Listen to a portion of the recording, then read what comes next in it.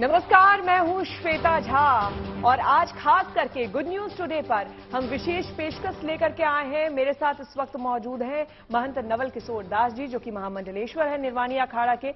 बहुत बहुत स्वागत है आपका महंत जी।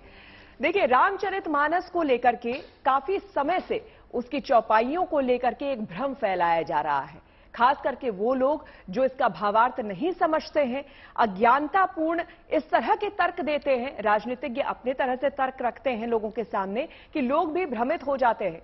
लेकिन खास करके आज हम विशेष करके ये प्रोग्राम लेकर के आए हैं ताकि श्री रामचरितमानस, जो कि सनातन धर्म में इसकी विशेष अपनी एक जगह है और हिंदू धर्म ग्रंथ के तौर पर इसे माना जाता है।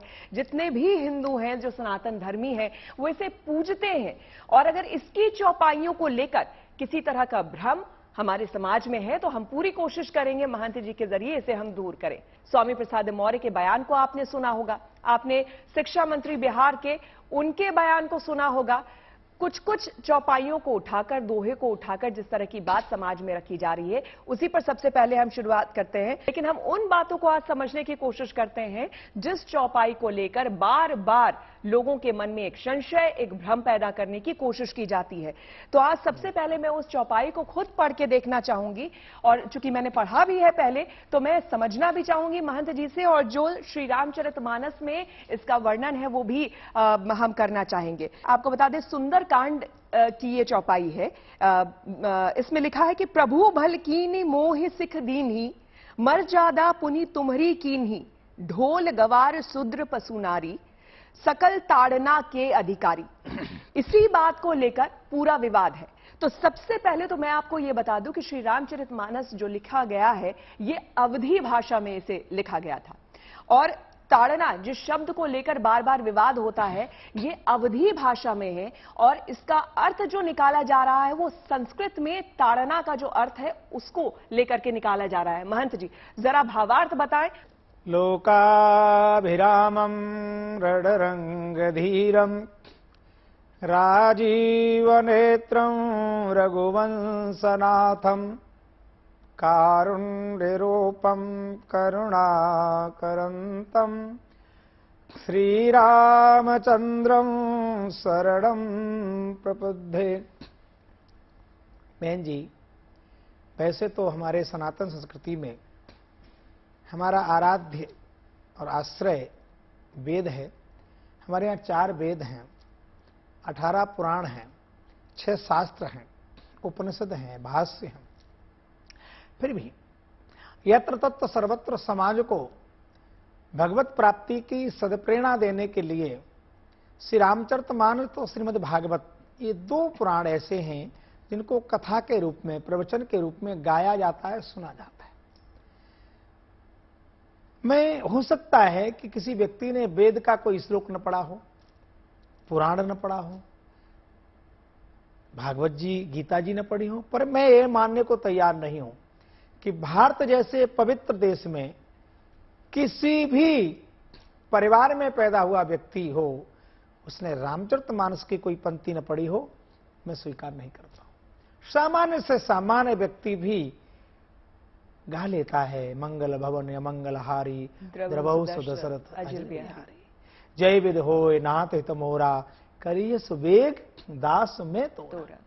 ये एक रामचरितमानस सर्वग्राही ग्रंथ है। हमारे यहाँ जाति प्रधान नहीं है, हमारे यहाँ कर्म प्रधान है। और मानुष कहता है कर्म प्रधान विश्व कर राखा, जो जस करियो तस फल चाखा। अब समुद्र जैसा धीर और गंभीर जी, जो सबको अपने आप में समाहित करता है। भगवान श्री राम ने श्री विभीषण से पूछा कि समुद्र को पार कैसे किया जाए। विभीषण जी अभी अभी आए हैं, और व्यवहार के जगत से देखा जाए तो शत्रु के भाई हैं वो। शत्रु को भाई को पूछना कोई अच्छी बात नहीं थी। तो भगवान कहते हैं मेरा जो मेरे पास आ गया मेरा हो गया। लक्ष्मण जी ने मना भी किया कि एक बार निकालते सुखा देते हैं। भगवान ने कहा तुम थोड़ा शांत रहो, विभीषण जी को पूछने दो। विभीषण जी ने कहा प्रभु आप तो बड़े नम्र हैं, मर्यादा रखते हैं, क्योंकि भगवान श्री राम का अवतार ही मनुष्य मात्र के लिए हुआ है। और बहन जी इस ग्रंथ का नाम श्री रामचरितमानस है। ऊपर राम, बीच में मनुस्मृत चरित्र, रामचरितमानस। मानस। व्यक्ति का, मनुष्य का चरित्र कैसा होना चाहिए? श्री राम जी जैसा। तो मनुष्य का चरित्र कैसा है वो उसमें व्यक्त है। वहां भगवान ने 3 दिन तक प्रार्थना की। विनय ने मानत जलद जड़, गयो 3 दिन बीत, बोले राम सकोप तो भयवे न होहि न प्रीत। बिल्कुल। मैं 3 दिन से प्रार्थना कर रहा हूं, रास्ता दे दो, मार्ग दे दो भाई, और तुम सटता पे उतरे हो, ढिठाई पे उतरे हो। इस चौपाई को वहां व्यक्त किया गया है। ढोल गमार शूद्र पशनारी, ये सब ताड़न के अधिकारी। और ताड़न का मतलब होता है जान लेना। हम तुमको ताड़ गए साहब, लोग बोलते हैं हम तुमको ताड़ गए, हम आपको जान गए। एक ताड़ना, कोई छोटा बालक है, जिद कर रहा है किसी बात को, तो मां थोड़ा था, देखो ये ठीक नहीं है, टॉफी ज्यादा खाओगे दांत खराब हो जाएंगे। समझाना, उसे समझाना, मतलब एक दुलार भरे, प्यार भरे भाव में ताड़ना। मां आंख भी दिखाएगी पर दुलार है, उसके अंदर ममता है। भगवान यहां ये कहना चाहते हैं कि जो व्यक्ति दीनहीन है, मेरा है, वो गलत रास्ते पर जा रहा है, तो माता पिता होने के नाते मेरा कर्तव्य है उसको समझाऊं, उसके साथ दुलार करूं, उसका प्रत्याग नहीं, आत्मसात करूं। उसको कहूं भैया ये आपका शोभा नहीं देता, ये आपकी कुल की परंपरा नहीं, आप मनुष्य हो, भारत जैसे पवित्र देश में जन्म लेने का सौभाग्य मिला। ये सठता अच्छी नहीं है, ये डिटाई अच्छी नहीं है, ये आपको शोभा नहीं देती। किसी जाति की बात कहां से आ रही है? जी, यहाँ पे मुझे लगता है कि लोगों को और थोड़ा सा हम और क्लैरिफाई करते हुए जरा हम बता दें कि देखिए, ये जो खास करके जिस बात को लेकर बार बार विवाद हो रहा है, और एक बार फिर से मैं आपको पढ़ के बता दूं कि ढोल गवार शूद्र पशु नारी सकल ताड़ना के अधिकारी। दरअसल जो अभी महंत जी कह रहे हैं वो वही बात है कि 3 दिनों तक प्रभु श्री राम समुद्र से रास्ता मांग रहे थे, कह रहे थे कि रास्ता दे दो, लेकिन जब रास्ता नहीं दिया समुद्र ने, तो उसके बाद कहीं ना कहीं जो ये कह रहे हैं कि एक आंख दिखाने वाली बात, तो वो प्रभु जब श्री राम ने की, तो उसके बाद समुद्र हाथ जोड़कर प्रकट हो गया, वो सामने आ गया, और उसने बाकायदा, देखिए इसमें क्या बात कही गई है, इसका जो भावार्थ खुद श्री रामचरितमानस में लिखा गया है, समुद्र बोल रहा है, उसमें समुद्र कह रहा है। ये यहाँ किसी जाति या धर्म की बात नहीं हो रही है, इसमें समुद्र कह रहा है कि प्रभु ने अच्छा किया जो मुझे शिक्षा दी, किंतु मर्यादा जो कि जीवों का स्वभाव है, तो मर्यादा भी आपकी ही बनाई हुई है।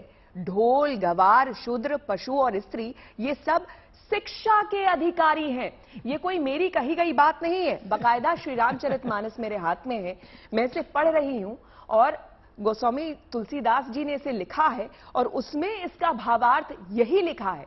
अब इसे लोग अपने अपने तर्क, अपने अपने मति के हिसाब से, अपने अपने सोच के हिसाब से लिखे, तो ये एक बात जो है अपने आप में भ्रमित करने वाली है, गलत है। महंत जी, आपसे मैं बात करूंगी, एक सेकंड। डॉक्टर साध्वी हमारे साथ सोनिया दीदी जी जुड़ चुकी है, जो कि धर्मगुरु भी हैं और कथावाचक भी हैं। सोनिया दीदी जी, सबसे पहले तो प्रणाम आपको, नमस्कार करूंगी, प्रणाम करूंगी आपको। और बार बार जो इन हमारे धर्म ग्रंथों को लेकर जो एक समाज में जिस तरह के का माहौल बनाया जाता है, एक भ्रम पैदा किया जाता है, गुड न्यूज टुडे के माध्यम से हम कोशिश कर रहे हैं कि इस भ्रम को हमेशा के लिए हम खत्म कर दें। तो खास करके हम दोहे की बात कर रहे हैं, उस चौपाई की बात हम कर रहे हैं, जिसको लेकर एक बार फिर से विवाद हुआ है। आप इसके बारे में क्या कहेंगी, क्या कहा गया है, जरा आप भावार्थ समझाएं। देखिए श्वेता जी, सबसे पहले तो सबको धन्यवाद कहना चाहिए, साधुवाद कहना चाहिए, क्योंकि इस विषय को लेकर बहुत मतिभ्रम है मतलब समाज में, और खास तौर पर यंगस्टर्स में बहुत ज्यादा है। जो यूथ है, जो युवा पीढ़ी है, उसमें भी इसको लेके बड़ा मतिभ्रम है, और बड़ा कटाक्ष करते हैं कि हाँ उसमें तो सब इस तरीके से लेट डाउन किया है, नीचा दिखाया गया है महिलाओं को, जबकि ऐसा नहीं है। देखिए जो भी शास्त्र हैं उनके बारे में एक बात स्पष्ट कही गई है, इसीलिए इसे व्यासपीठ या किसी गुरु के मुखार से ही धारण करना चाहिए, ये हमारे शास्त्रों में स्पष्ट बताया गया है। आप अपने मन से पढ़ेंगे तो किताब से आपको वो ज्ञान प्राप्त नहीं होगा जो आपको एक सत्संग से, एक संत से, या एक गुरु के मुखारविंद से जो आप सुनेंगे। तो पहली भक्ति ही श्रवण है, तो श्रवण करने से जो हमारे भीतर संस्कार बनता है वो अलग बनता है। पढ़ लेने से हम अपनी मति से उसका आंकलन करते हैं। हमारी मति उस वक्त तक जब हम पढ़ रहे हैं वो नई चीजें, नई इंफॉर्मेशन है, तो उसको उतना गहराई से नहीं समझ पाती है। ये सिंपल साइकोलॉजी है जो सब पे लागू होती है। इस वजह से हमको भी ये सारे शास्त्र जो है गुरुमुख धारण करना चाहिए, पहले श्रवण करना चाहिए किसी साधु संत ब्राह्मण गुरु के द्वारा, और उसके बाद फिर उसके आपका अपना चिंतन और मनन होना चाहिए। ये जब चीज मिसिंग हो गई, उसके बाद इसके प्रति, हमारे शास्त्रों के प्रति और सनातन धर्म के प्रति वैसे भी जो लोग लगातार प्रहार कर रहे हैं हमारी संस्कृति को किसी न किसी तरीके से क्षति पहुंचाने की, उनको मौका मिल गया।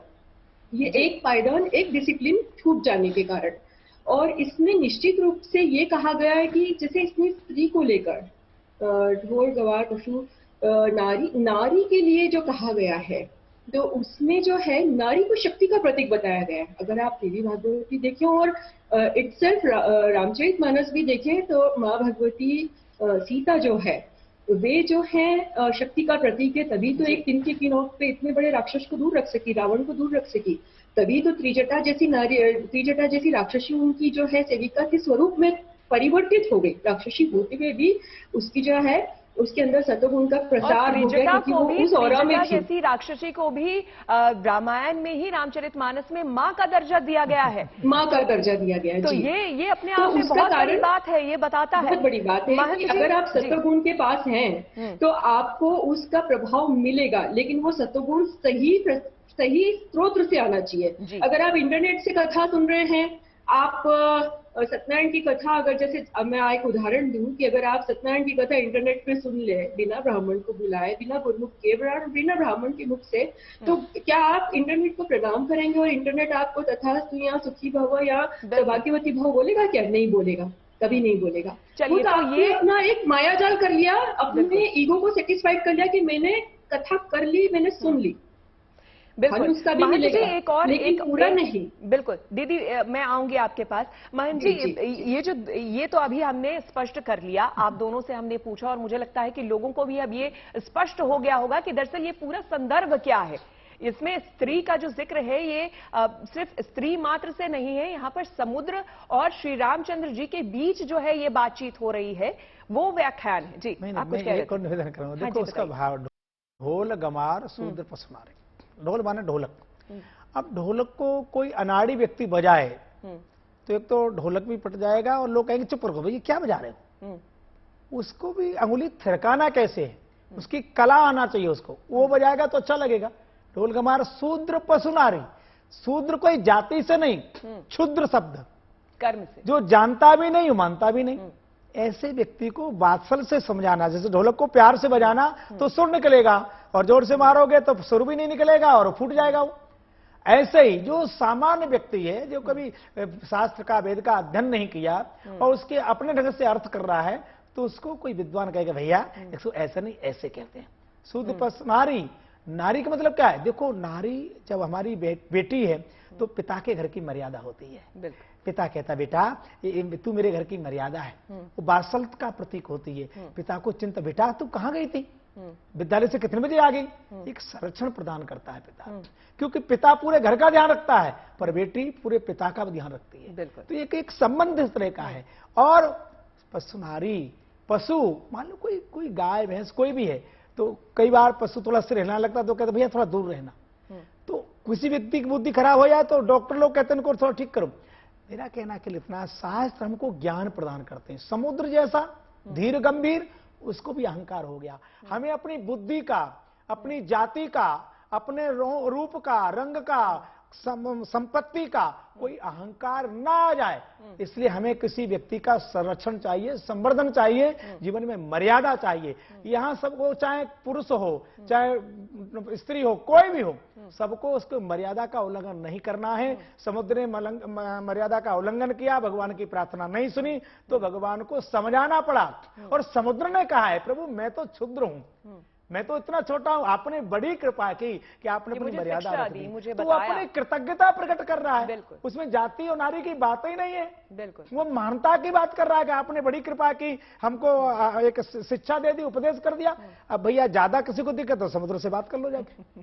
और मैं क्या करूं, इसमें जाति का कोई मामला नहीं है। मुझे लगता है कि अब स्पष्टता बन गई होगी लोगों के अंदर भी। महंत जी, जो दूसरे हम पंक्ति की बात कर रहे थे श्री रामचरितमानस में, जिसका जिक्र था अधम जाति वाली बात, उसको लेकर भी यहाँ विवाद हो गया। अब शिक्षा मंत्री कहते हैं कि भाई छोटी जाति के लोगों को अगर शिक्षा दे दोगे तो वो वैसा है कि जैसे सांप को दूध पिलाया जाता है। जरा हम चाहेंगे कि आप वो पंक्ति जरा हमें रामचरितमानस से पढ़ के देखिए, ये उत्तरकांड जो पूर्ण कांड है, उत्तरकांड, जिसमें पूरे ग्रंथ का उत्तर दिया गया है, उत्तरकांड के 105 नंबर 2 की तीसरी चौपाई है।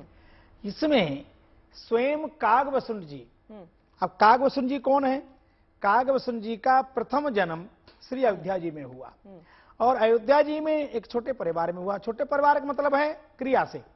वो कहते हैं कि मैं अयोध्या में रहता था, पर अयोध्या का महत्व नहीं समझ पाया, क्योंकि कोई योग्य गुरु नहीं मिला, कोई आचार्य नहीं मिला जी। एक बार अकाल पड़ा, मैं उज्जैन आ गया। उज्जैन में एक वैदिक ब्राह्मण थे, शिव मंदिर में रहते थे, मैं उनकी सेवा में लग गया। उन्होंने मुझे शिष्य बना लिया। मैं विनम्रता से निवेदन करना चाहता हूं बहन, हमारे यहाँ जाति प्रदान होती तो एक वैदिक ब्राह्मण उनको शिष्य क्यों बनाता? बिल्कुल। उनको मंत्र क्यों देता? उनको पूजा का अधिकार क्यों देता? जैसे आज लोग क्या बताएं, अविवेक के कारण कहते हैं अरे उनको मंदिर नहीं जाने देते। अरे भैया आओ ना, आप मंदिर छोड़ो, आपके जीवन में पवित्रता दिव्यता है तो मंदिर आपके यहां आएगा। सबरी अयोध्या नहीं गई, भगवान सबरी के घर गए। बिल्कुल। खेवट अयोध्या नहीं गया, भगवान खेवट के घर गए। गिरवासी वनवासी अयोध्या नहीं गए, मेरे प्रभु वहां गए। तो ये जो कागभूषण जी वो कह रहे हैं कि हमको समझ में एक बार क्यों नहीं आया। हरि कौ हरि सेवक गुर कयऊ, सुन खगनाथ हृदय ममुदयऊ। हे खगनाथ, हे गरुड़ जी, एक बार हमारे जो आचार्य पंडित जी थे, उन्होंने कहा कि शंकर जी राम जी की पूजा करते हैं। तो हमारे मन में आया, राम जी तो महादेव हैं, देवादेव हैं, राम जी की पूजा क्यों करेंगे? तो हमारी समझ में नहीं आया, क्योंकि अपक्वता थी, पूर्णता नहीं थी। भगवान श्री राम शंकर जी को अपना इष्ट मानते हैं जी, और भगवान शिव राम जी को अपना इष्ट मानते हैं। विनसल विश्वनाथ पद नेहू, राम भगत कर लक्ष्य नेहू। ये भगवान श्री राम कहते हैं। भगवान शिव के चरणों में प्रीति नहीं है तो राम की प्रीति नहीं होगी। तो यहां उन्होंने कहा है कि हमको थोड़ा मन में संशय हो गया, गुरुजी ऐसा कह रहे हैं, लगता है गुरुजी कुछ जानते नहीं, जानते नहीं। एक बार मैं पूजा कर रहा था, मंदिर में बैठा, गुरुजी आए, मैंने प्रणाम नहीं किया। गुरुजी जानते नहीं प्रणाम क्या करना। गुरुजी कुछ नहीं बोले, भगवान शिव ने श्राप दे दिया कि तुम अधम चांडाल पक्षी हो जाओ। शंकर जी ने कहा है, गुरुजी ने नहीं, ब्राह्मण ने नहीं, आचार्य ने नहीं, शिव जी ने कहा। आज मुझे आ रहा है कि मैं बुद्धि से अधम था, जाति से नहीं, अधम जात में विद्या पाएऊ। देखो मैं फिर कह रहा हूं, हमारे यहां जन्म सबका अपवित्र है, बुरा मत मानना। ब्राह्मण के घर में बेटा होगा तब भी सूतक लगेगा, और किसी दूसरे के घर में तभी सूतक लगेगा। हमारा जन्म मृत्यु दोनों ही अपवित्र है। जन्मते और मरते समय दोनों सूतक लगता नहीं लगता? बिल्कुल। तो फिर यदि कहीं भैया हमारे पूर्वज जातिवादी होते तो कहते भाई ब्राह्मण के घर में बेटा हुआ, यहां कोई सूतक नहीं लगेगा। ऐसा तो नहीं है। हमारे यहां जाति को नहीं, कर्म को प्रधान। तो कह रहे अधम जात में विद्या पायो। मेरी जो जाति माने विवेक, परिपक्वता उतनी नहीं थी, मैं अपरिपक्व रह गया। गुरु का आश्रय, क्योंकि गुरु के प्रति स्नेह नहीं था, प्रेम नहीं था, मन में संदेह हो गया। तो ऐसी स्थिति होगी जैसे सांप को दूध पिलाने से जहर बढ़ जाता है। मैं विद्या तो पाया, पर पूर्ण नहीं हुआ तो अहंकारी हो गया मैं। जैसे हम 4 चौपाई सीख लेते, हमें लगता है आ जाओ, कोई है ही नहीं। वो जो पूर्ण होगा वो कभी अहंकार नहीं करेगा। तो मैं अपरिपक्व होने के कारण अहंकार पैदा हो गया। परंतु आज आपके मुख से कथा सुनी तो गयो मोर संदेह, सुनहु सकल रघुपति चरित, भयऊ राम पदने तब प्रसाद बायस तिलक। आपके चरणों में बैठ के विनम्रता से मैंने कथा सुनी तो मुझे लग रहा है मैं तब परिपक्व नहीं था। मैं छोटी जाति में पैदा हुआ था, पर बौद्धिक दृष्टि से मैं परिपक्व नहीं हो पाया। आज मुझे गिलानी हो रही है कि मैंने गुरुजी के प्रति ऐसा भाव क्यों प्रकट कर दिया। ये राजनीतिक लोग जिन्होंने मानस को कभी पारायण नहीं किया, 4 चौपाई, अरे भैया जगह जगह घूमो, ग्रंथों में तो ग्रंथी मत डालो। प्रत्येक हरिजन उसको हरिजन माने, भगवान का भक्त। बिल्कुल। और एक और निवेदन करूं, हमारे शास्त्रों में कहा गया है ब्राह्मण सिर है, क्षत्रिय वायु है, वैश्य उदर है, हरिजन चरण है, चरण किसके छुए जाते साहब? ब्राह्मण का माथा छुआ जाता है क्या? चरण अरे छुए जिसका जाते हैं। आचरण पवित्र होता है उसके चरण छुए जाते हैं। बिल्कुल। इसलिए इस इसको बात को हरिजन समझने कहा की- है। बिल्कुल। हरिजन तो पवित्र है, इस बात को आदरणीय है, समझने की वंदनीय है। जरूरत है। इसीलिए मुझे लगता है कि खास करके हमारी आज की इस चर्चा से लोगों को भी ये समझना चाहिए, या वो जो कोई भी राजनीतिज्ञ है, राजनीति वश नहीं, अगर वो इस तरह का कोई भी बयान देते हैं तो उनके लिए कम से कम यहां से ये संदेश है कि आप पहले रामचरितमानस को पढ़ें, उसे समझें, और उसके बाद फिर कोई भी इसका अगर व्याख्यान करना है या फिर इसका अगर इसको कोट भी करना चाहते हैं तो पहले समझ लें, जान लें, फिर कोट करें। और मैं इसी बात के साथ समाप्त करूंगी इस कार्यक्रम को। कहते हैं जाती रही भावना जैसी, प्रभु मूरत देखी तिन तैसी। तो भावना आपकी जैसी होती है, आपको प्रभु की मूरत वैसी ही दिखती है। इसलिए एक बार फिर से अनुरोध है कि इससे पहले कि किसी धर्म ग्रंथ के बारे में आप अपनी कोई राय रखें या लोगों के सामने कुछ बोलें, आप कृपया करके उसे पढ़ लें, जान लें, समझ लें। साधु संतों महात्माओं से पहले आप ज्ञान अर्जित कर लें, उसके बाद कुछ आप कहें। बहुत धन्यवाद। उम्मीद है कि आपको हमारा ये कार्यक्रम पसंद आया होगा। तमाम पॉजिटिव खबरों के लिए देखते रहिए गुड न्यूज टुडे।